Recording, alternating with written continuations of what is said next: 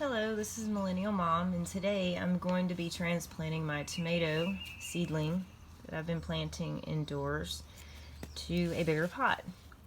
Now, this one didn't come with holes. I had to actually drill the holes in, so sometimes you don't. You really have to check on that because, again, new growers sometimes don't realize that they have to be well drained. So this is my Roma tomato plant.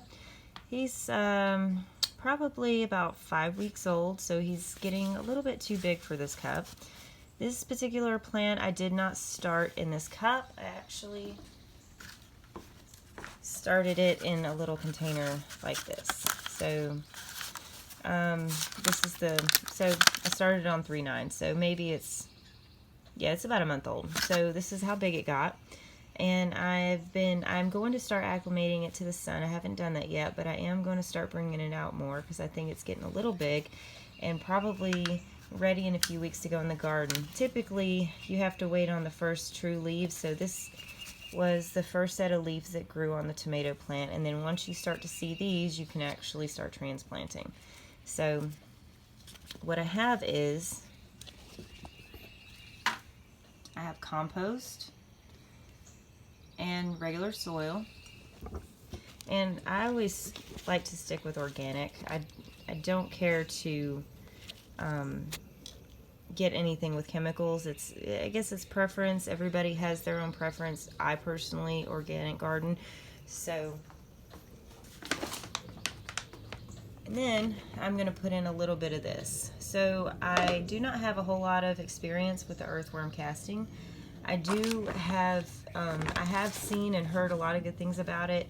This particular brand is a very trusted brand. I've noticed a lot of people get it, and so I want to say I got it on Amazon for 20 bucks. I can post the links below if you'd like to try it, but apparently it's got a lot of nutrition, and it's really great, and it really helps. And when I started using this, my plants just bloomed really fast, and it's really awesome. So I really believe that they love it. And so I started using that in pretty much all of my plants. So this will eventually go into the garden, but right now I'm just going to up pot it a little bit. We haven't quite finished our frost date of the year, so here's what I do. I'm going to put about half of soil, a little less than half of compost, and the Vermistera worm castings.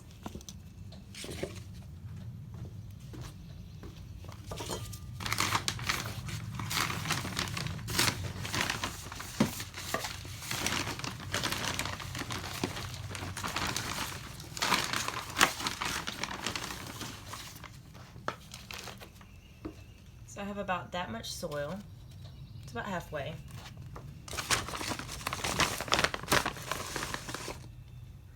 And I put about that much of the worm castings. Just put it in there just like that.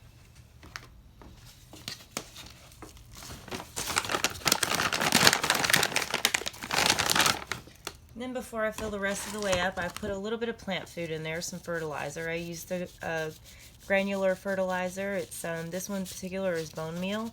So I just put it in kind of at the bottom, so when I put the plant in, it'll be more at the roots. So I got it about halfway so far, and I put that in.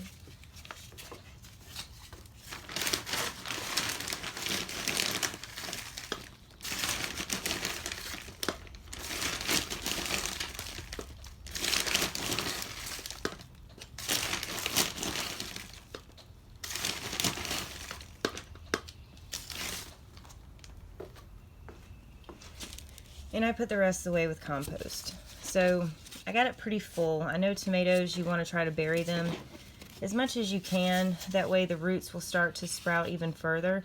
So I'm probably going to put it up to here. So what I do is I hold my hand at the bottom like this and just gently push on the cup. And it pretty much just pops out. So as you see, it's rooted pretty well. The roots look nice and healthy. So what I do is I just take it, and here's my new one, And I dig a hole with my hand about like this. I always use gloves. I don't like to constantly have to wash dirt out from under my fingernails, because it happens a lot. So I try to dig the hole as much as I possibly can without hitting the bottom of the pot.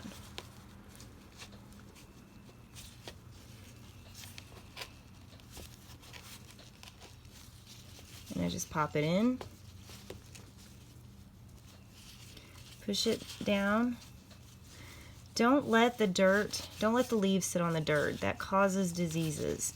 I learned that the hard way last year when a lot of my tomato plants didn't do too well after I transplanted them. So you want them far away enough from the bottom of the seed, the true leaves, but you want to try to bury it as much as you can without touching the leaves on the bottom. This will actually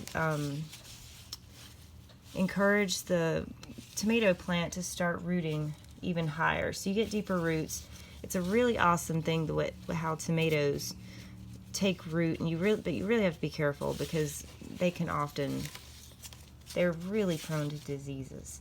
So here it is. I just transplanted this. So pretty much I put about this much of soil. I put a scoop of the vermistera, and the rest of it with compost. And then I put a little bit of food right in the middle, that way the roots can get the food. And I buried it. Pretty much you just bury a hole right here, bury it in there, and there you go. And that's how you transplant. Once you transplant, you just put a little water in it and it's done. Thank you.